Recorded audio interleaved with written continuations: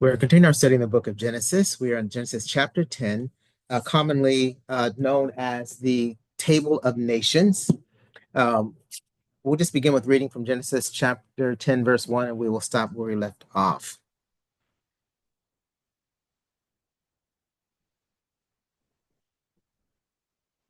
Now, these are the generations of the sons of Noah, Shem, Ham, and Japheth. And unto them were sons born after the flood. The sons of Japheth, Gomer, and Magog, and Madai, and Javan, and Tubal, and Meshech, and Tyrus. The sons of Gomer, Ashkenaz, Riphath, and Togarmah. The sons of Javan, Elishah, Tarshish, Kittim, and Doanim. By these were the isles of the Gentiles divided in their lands, every one after his tongue, after their families, in their nations. And the sons of Ham, Cush, Mizraim, Put, and Canaan.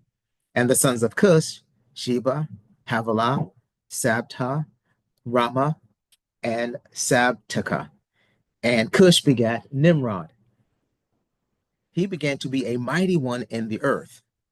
He was a mighty hunter before the Lord, wherefore it is said, even as Nimrod, the mighty hunter before the Lord.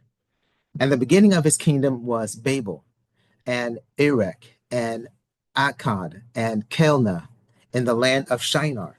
And out of that land went forth Asshur, and he builded Nineveh, and the city Rehoboth, and Calah, and Rezin between Nineveh and Calah. The same is a great city. And Mizraim begat Ludim, and Anamim, and Lehabim, and Nahtahim, and Pathrazim, and Casluhim, out of whom came Philistim and Caphtorim. And here we've been looking at the three sons here. We've already been through this, but this shows Japheth at the top. We see all the red area. It shows the descendants going from Iran to Iraq, extending into the area of Turkey and into some of the isles that we look at, Greece and Crete, Cyrene, and Italy. We also mentioned Ham so far. And we've mentioned their descendants, which is basically North Africa, which sends up into the Algeria, Tunisia, Libya region, Egypt, down into Ethiopia, and down into the Sudan as well. So we looked at Ham. I see here that these are the sons of Ham here.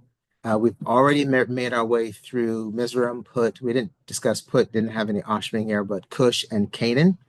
We're not going to go back through where they settled at. Here's the map when we're talking about the sons of Ham here, Put, Mizraim, Cush, and Canaan. When we looked at the sons of Noah, the sons of Japheth, Gomer, Magog, Madai, Javan, Tubal, and Meshech, I've highlighted them in the red here. We know that these were the descendants that become great enemies of God. They love war. And they hate peace, and they hate the people of God. And we talked about how they were mentioned along with Togarmah. These were mentioned in the book of Revelation as great enemies of God. Right. Right here we see the area of Japheth here and all of their sons, the regions where they inhabited. All right. And so we see that it's made up the Roman Empire here, both the western and the eastern division of the Roman Empire, but also Iran and Babylon, and Assyria, we're going to see that make up the great enemies of God as well, that I mentioned part of that. We looked at the other son of Ham, Mizraim, and we looked at where they all inhabited. And here's Ham, and there's Mizraim, and they pretty much inhabited most of the north region of Africa as well. And then we took a look at Cush.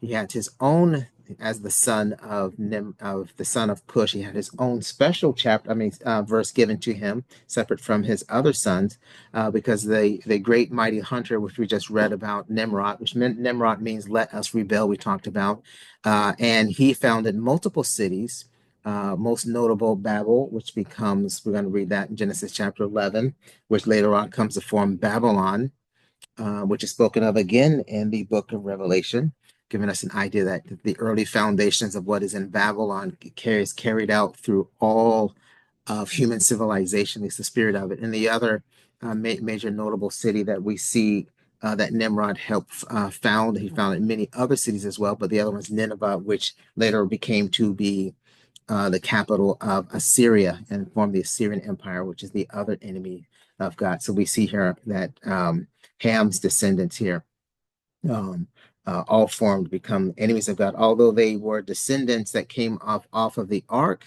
right? And they knew God, and they were brought through the flood and knew the salvation, the power of God. Later became their descendants became actual enemies of God and haters of God. So it's kind of a little unique there, along with the descendants of Cush, Ham's. Of course, we know Ham was a very wicked man, and his son Canaan as well. But we see they became Ham very early on through what his actions did with his father Noah.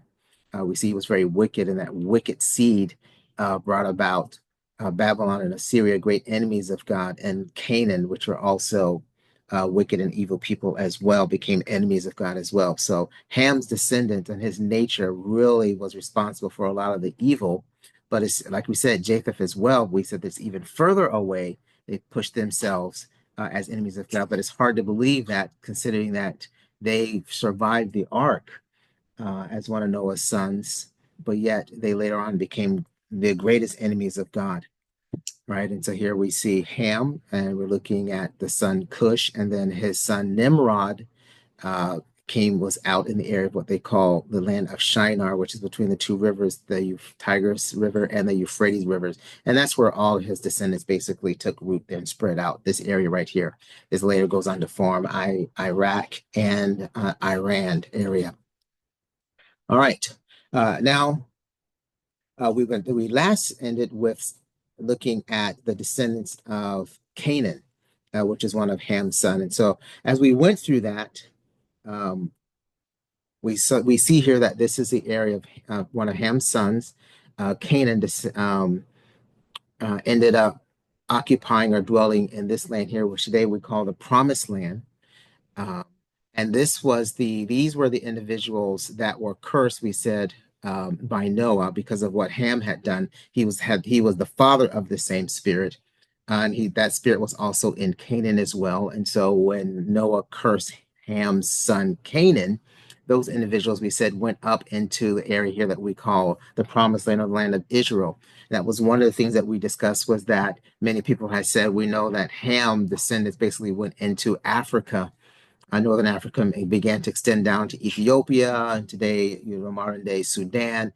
Many people had said before that Black people were cursed because Ham's son was cursed. Ham's son Canaan was cursed. But where we see actually Canaan went, he went up into the promised land of Israel. Canaan did not go into Northern Africa or into Africa.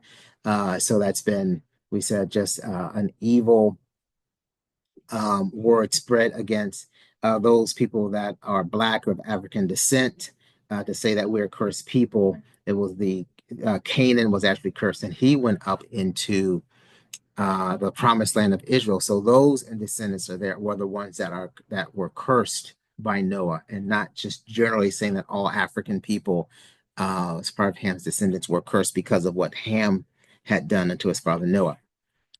All right, so we went through the descendants of Canaan. We looked at some of the meanings of them, and we looked at Heth. Heth was one of the sons. We looked at what Sidon meant. We looked at Sidon, its origin, was one of the great enemies of God, and also that they were associated with a city called Tyre, and Sidon is associated with wickedness as well. We looked at Heth. Heth meant dread or terror. They became the Hittites. We looked at some of the meanings of the Jebusite, Amorite, and the Girgasite. The Jebusites were people that were individuals that would pollute anything that was holy or righteous or godly. They have a phrase that this phrase means, the Jebusite meaning means to trample or trod down. That means to trod down or trample down anything that is of God or godly or righteous. So there are people that just defile everything that is godly and holy. We looked at the meaning of the word Amorite. They're individuals that speak highly, exalt themselves. They exalt themselves so highly that is offensive to God. They exalt themselves at the level of God or above God. This self-exaltation we talked about. And because of that, it brings judgment upon themselves. So an Amorite is someone that speaks against someone, bringing judgment upon themselves because they exalt themselves so highly as if they are like God or God themselves. The Girgasite, we said these were descendants of Canaan. There are people who are clay, clay meaning that they're very defiled and filthy. When we talk about the Roman Empire, King Nebuchadnezzar's statue said one of the last part of that empire that formed was miry clay mixed with iron, and that miry clay is talking about to humanity being defiled and filthy and vulgar and full of depravity. And so the Girgasites were people that were like that, very unstable. They run from the power of God and run toward the power of Satan.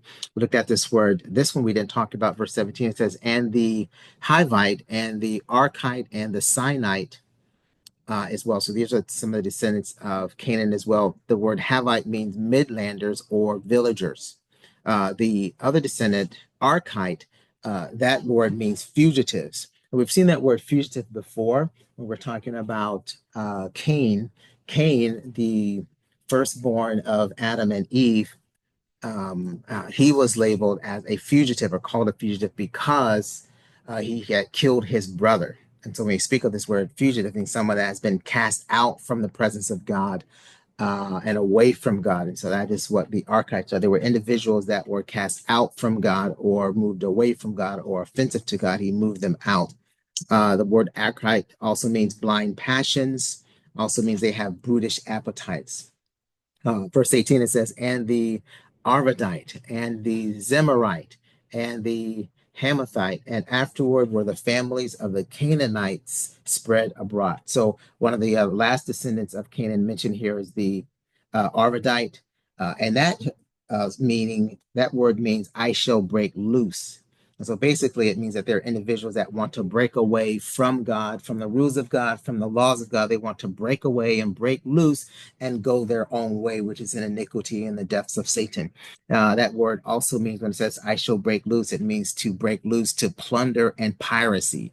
So they were all about just destroying, tearing down as well. The next descendant of Canaan was the Zemarite, which means that they which exceed the limits of moral authority, have hunger for dominion, thirst for power, despot, tyrants, rebels, right? And so that's what all in that one word there is meant to describe that they exceed the limits of moral authority.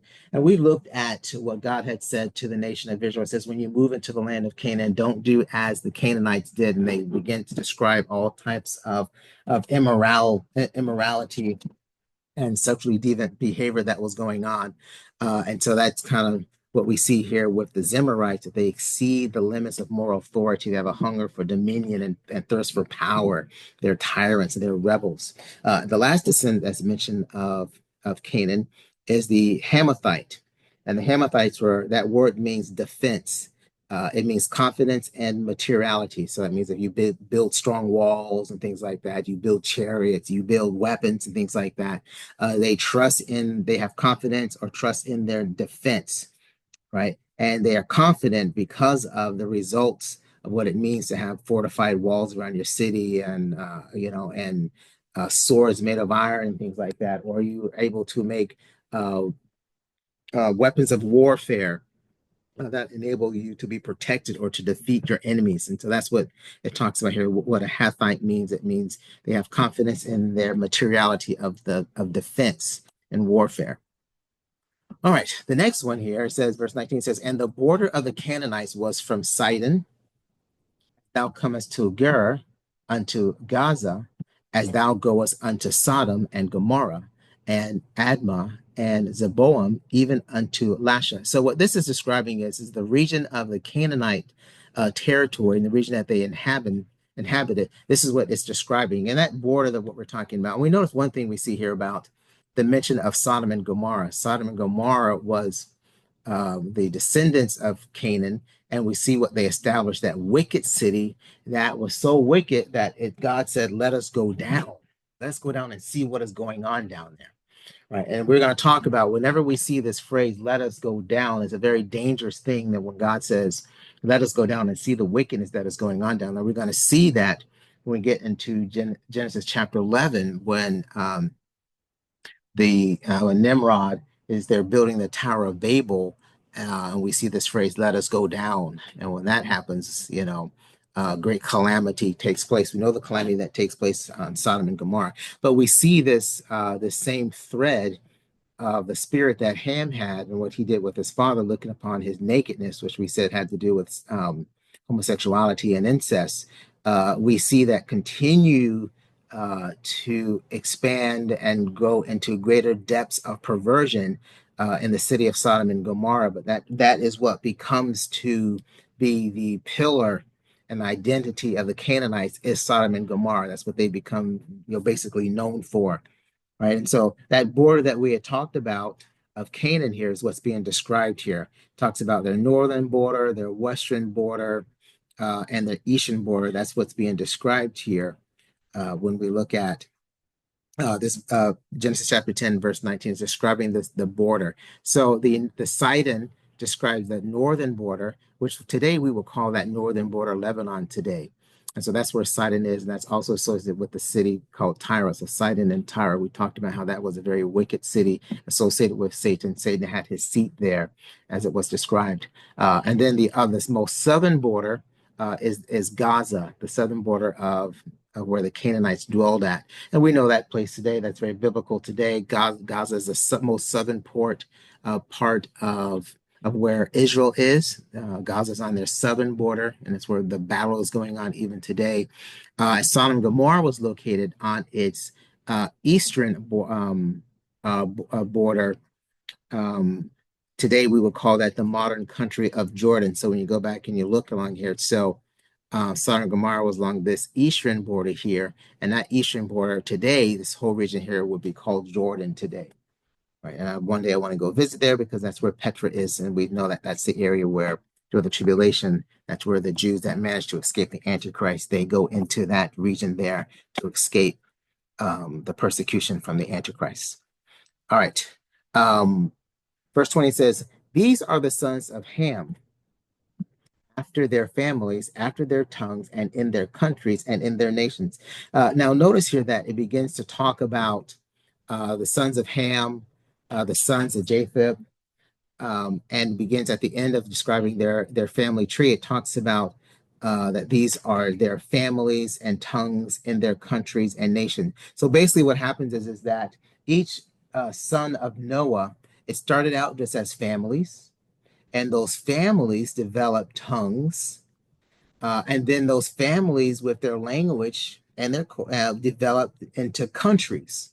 And then from countries, they developed into their nations. So they began to spread out as well to develop different nations as well. And so we see the foundation. We're always talking about the foundation of a nation, of a country, is based on their families, right? And divided up into by their tongues as well. And we see that the Spain, or Spanish, they have their own country, Spain, Spanish. The English, Western countries, they have their own nations and countries that are divided by, we say countries and nations, right? Because let's say for the English language speaking individuals makes up multiple countries and multiple languages as well, and nations as well. And so we see that. And so it's divided up. So even that's how a lot of the nations are kind of divided up as well. But we see that. But we also see that they're already talking about after their tongues. And so we know that Genesis chapter 10 is mentioning things that have not yet occurred yet, but is going to occur in Genesis chapter 11, which is that when they build the Tower of Babel,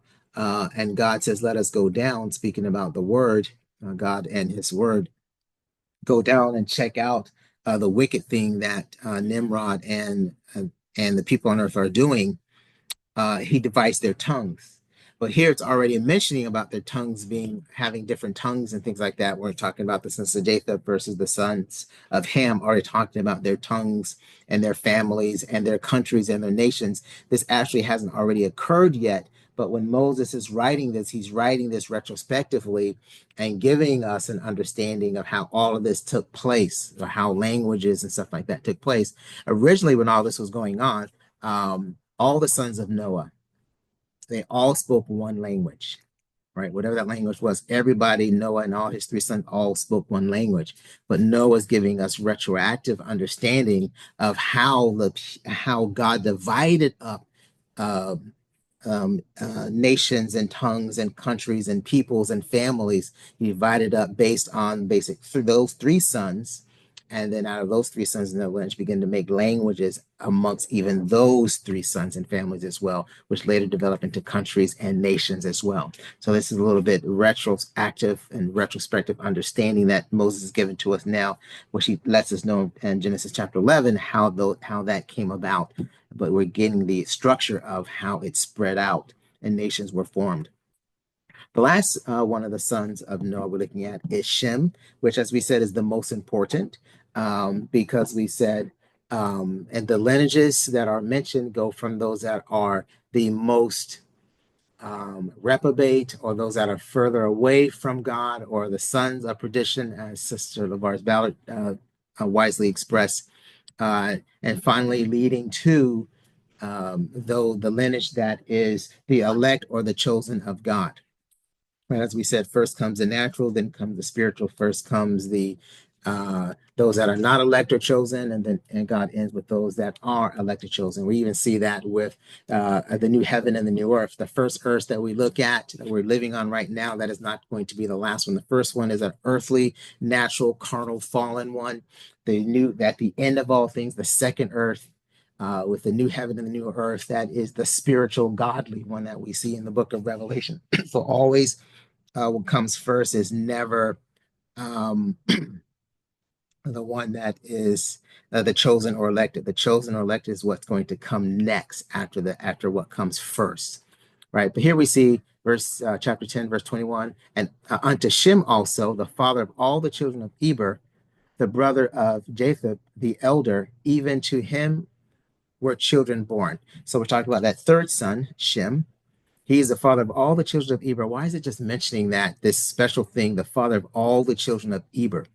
Because the children of Eber, as I have my notes here, um, they are the patriarch of the Hebrew nation. So that word Eber, if you can see how, if you drop that H off of there, right, this the Hebrew, right, if you drop that W off of there, basically what you have is the Hebrew nation.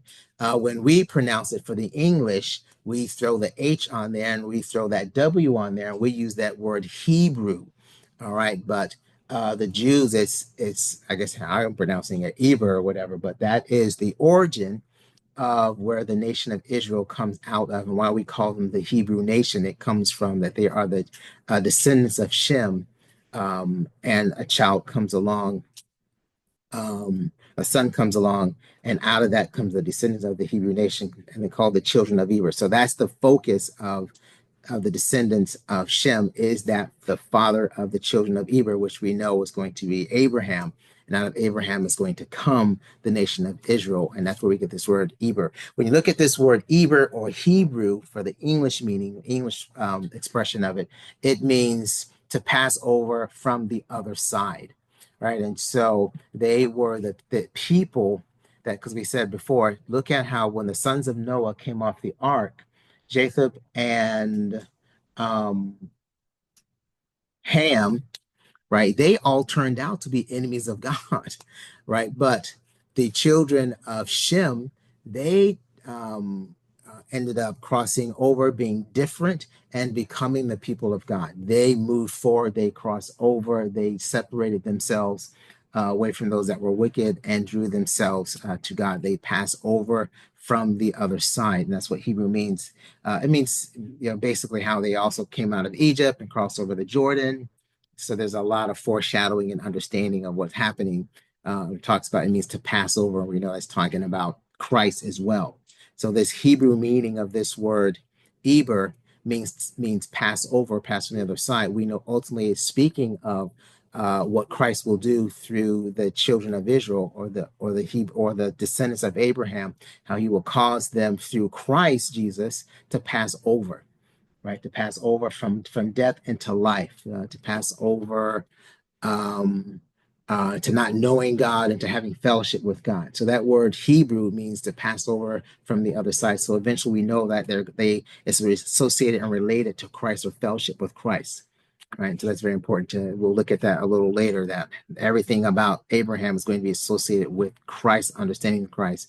And that's going to be what's necessary for them to pass over to the other side, is that fellowship with Christ, who is the Passover, allows us to pass over from the other side into life and into death, right? From death into life as well. So, and verse 22, it says, the children of Shem, Elam, Asshur, Arphaxad, Lud, and Aram.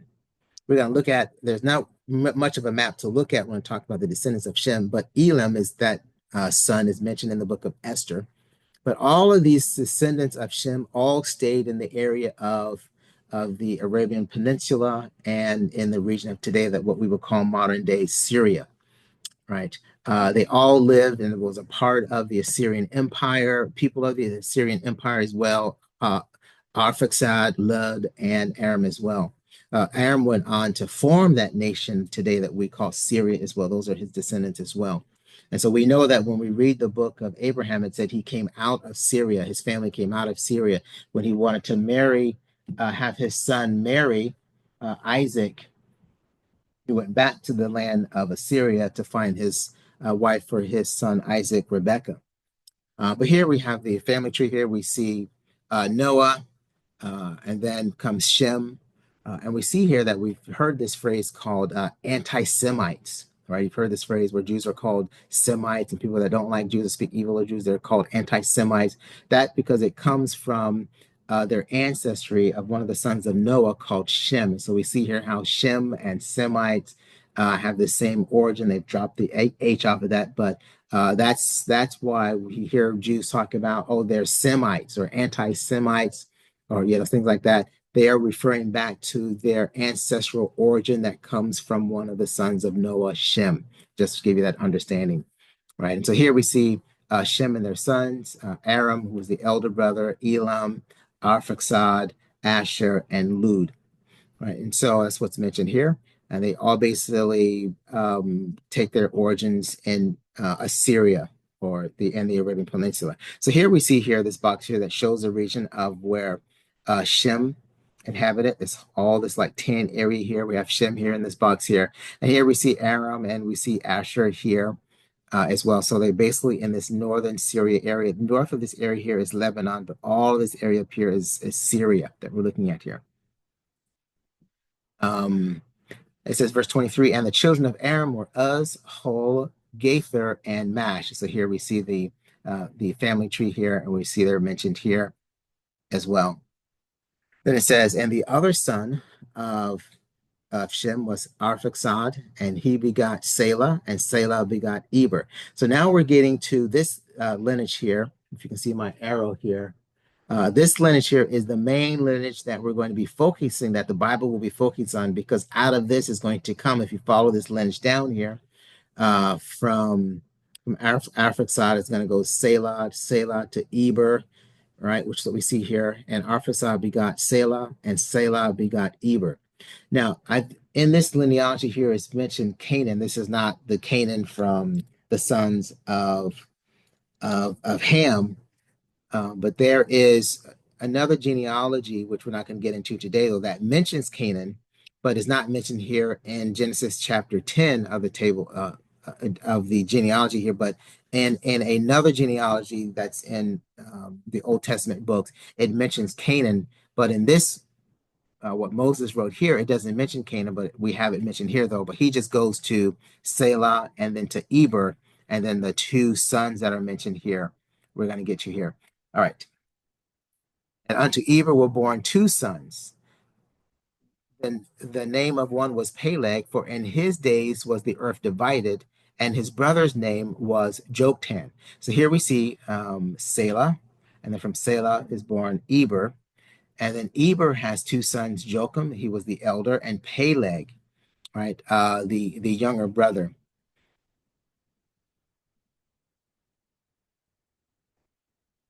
And we're going to look at Peleg next. Peleg is a very interesting. I probably will end with that, with this.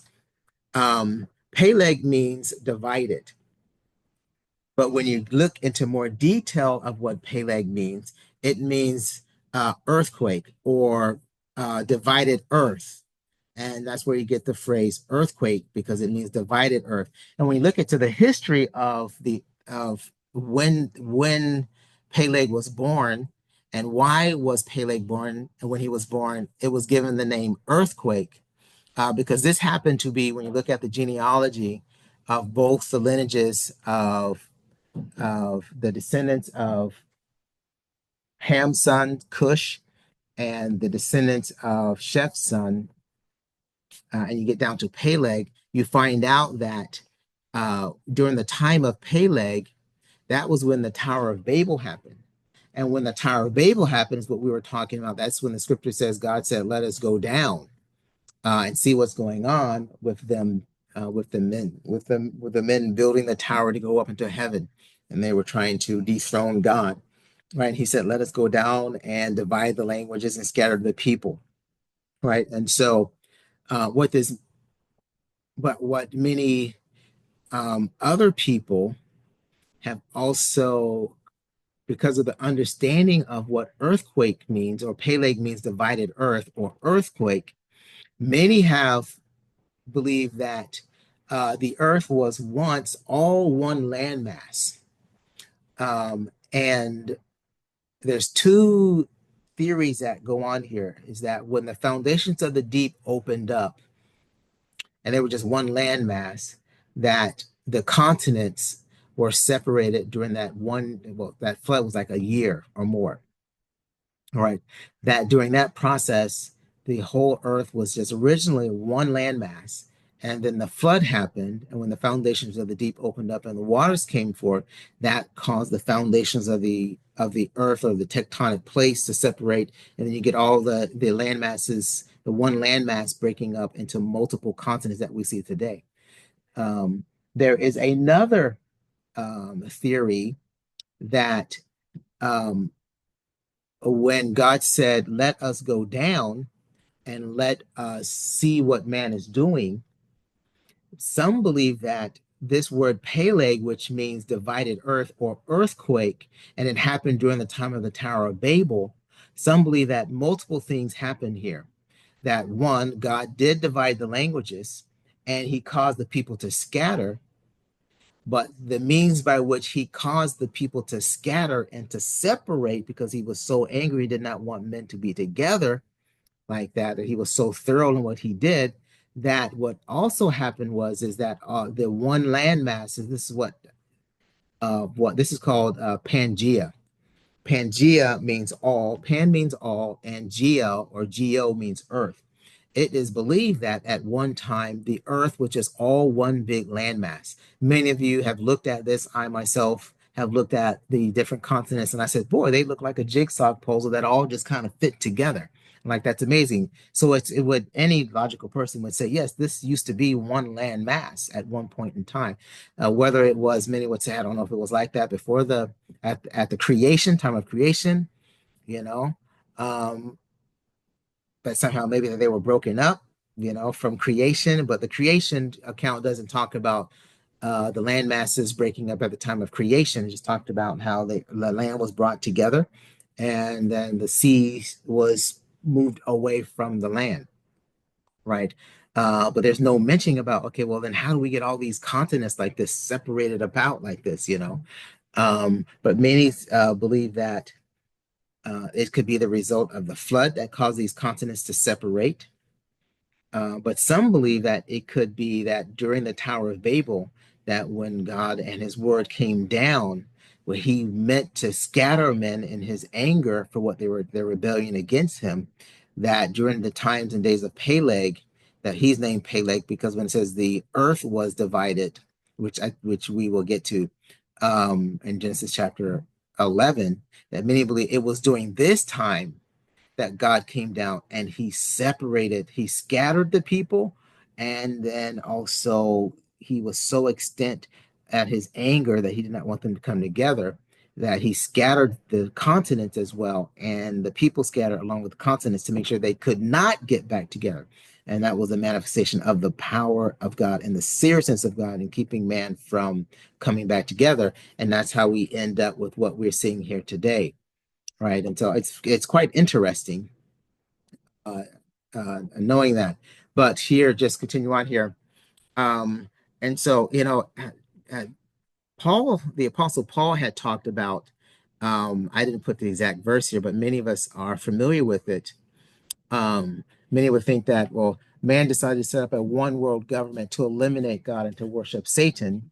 And God was so upset with that that he did not bring a flood again to destroy man from what man's rebellion that happened during the time of Noah. But some feel that there was another response that God had. There was a shaking of the earth.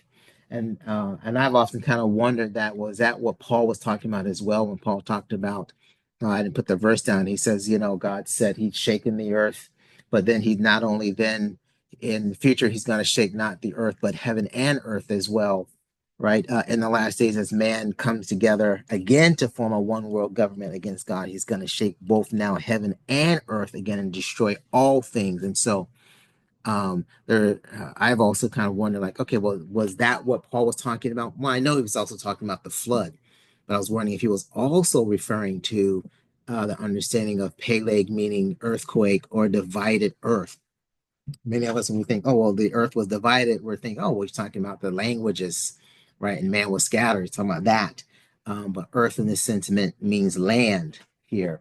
And so many of us just kind of wonder, like, okay, was this mean divided earth when the earth was once a Pangea, right? When God came down and the sun came down in their power and in their anger, made sure that they were no longer, man will be gathered together again to rebel against God like that. And they came down.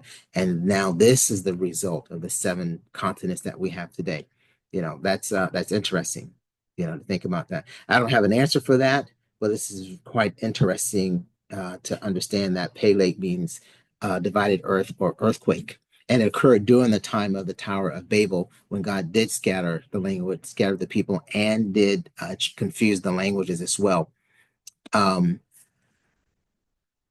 it goes on, it says here in Genesis chapter 10, verse 25, it says that unto Eber were born two sons. The name of one was Peleg, for it says, for in his days was the earth divided. So that means that before this time, the earth was not divided. So the question becomes, okay, why does it use this word earth? Why didn't it say that the people were divided or the people were scattered? Specifically, it's talking about the land here. Earth means land here. The land was divided. And so maybe that's referring to then now the earth was a Pangea, and now God was upset during the time of the Tower of Babel, and the hymn and the word came down, and they made sure that along with dividing the languages and scattering the people, the earth was divided. A great earthquake took place, and the earth was divided. And many say, how is that possible? Because if the earth is divided like that, the continents, it has to be this great flooding would take place.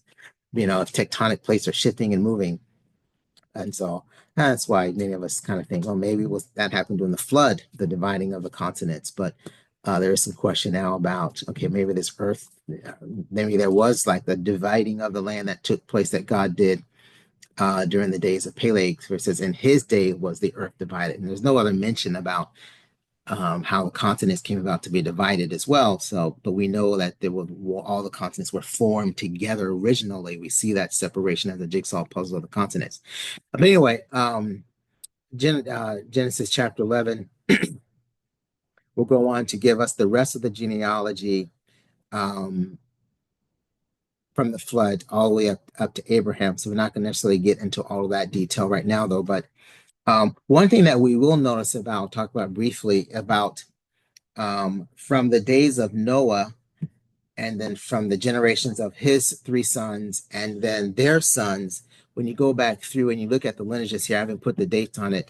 I know this stuff is kind of dry stuff that we're talking about here. May put you to sleep here. But one thing we notice is that from I think the Bible talks about how Noah lived. I'm just jumping around my notes here. Noah lived to be 150 years. When Noah was alive, Adam was alive with him.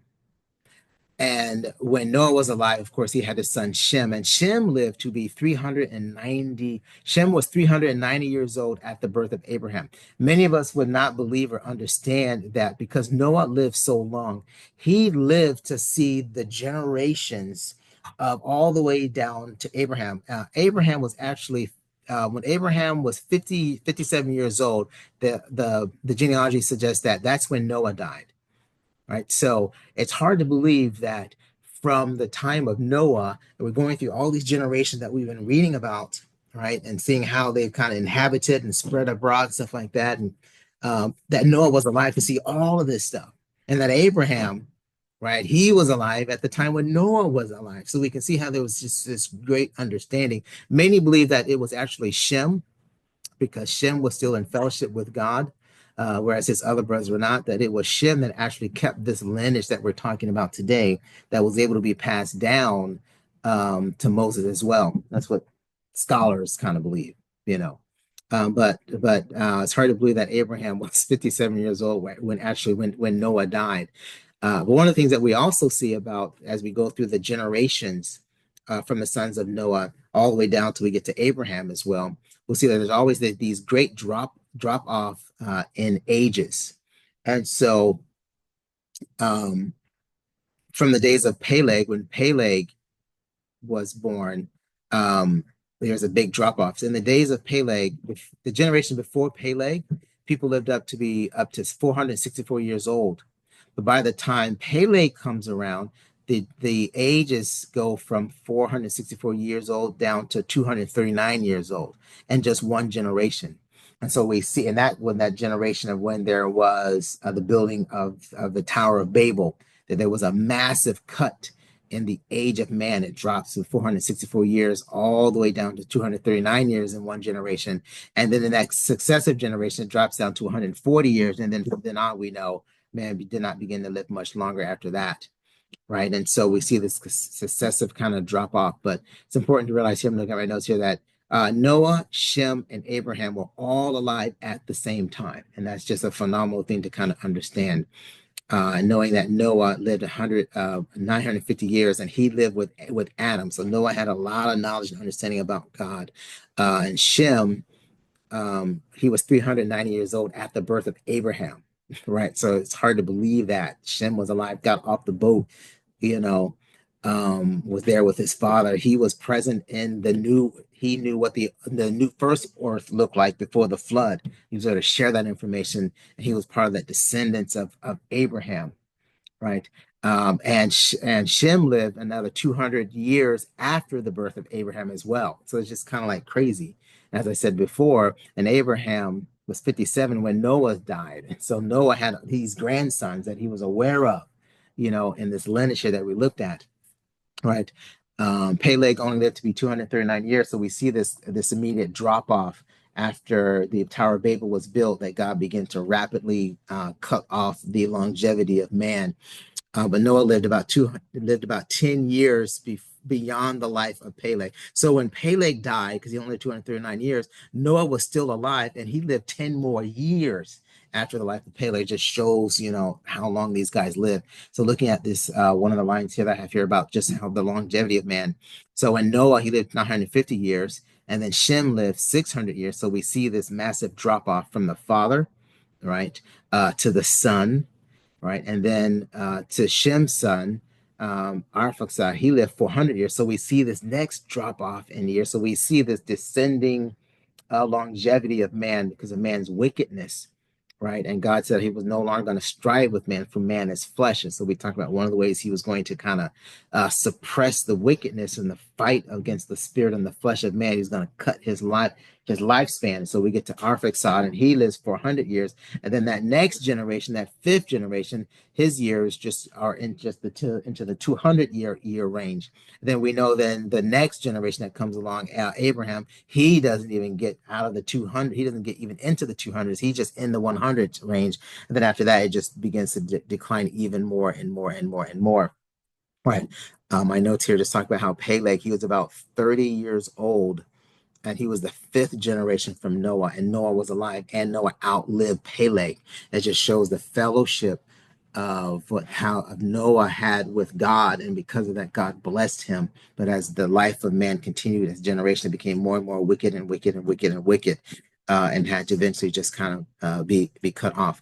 All right, I'll just read this out here, and then we'll just kind of end with this here. And Joachim begot Almadad and Sheleph and Asmaratheth and Jereth, verse 27, and Hadoram and Uzal and Dikla, verse 28, and Obal and Abimael and Sheba and Ophir. And the Sheba here that we mentioned is the Sheba region that's on a map. That is where Queen of Sheba came from as well. And Oprah and Havilah and Jobab, all these were the sons of Jochab. And their dwellings was from Mesha, as thou goest unto Sephir, unto a mount of the east. These are the sons of Shem, and after their families, after their tongues, and their lands, and after their nations. These are the families of the sons of Noah, after their generations, in their nations, and by these were the nations divided in the earth after the flood. All right, so we finished up Genesis chapter 10, just giving us the table of nations and how they were divided up. And we're going to find out why they ended up having different tongues and having to be divided up. Because if you can imagine, have all of these sons, two of them, sons of Noah, being enemies of God, how they came together to fight against God. God had to separate all of them up and break them up and confuse them and divide them up across the world to prevent them from gathering together to do evil. All right. Any comments or questions?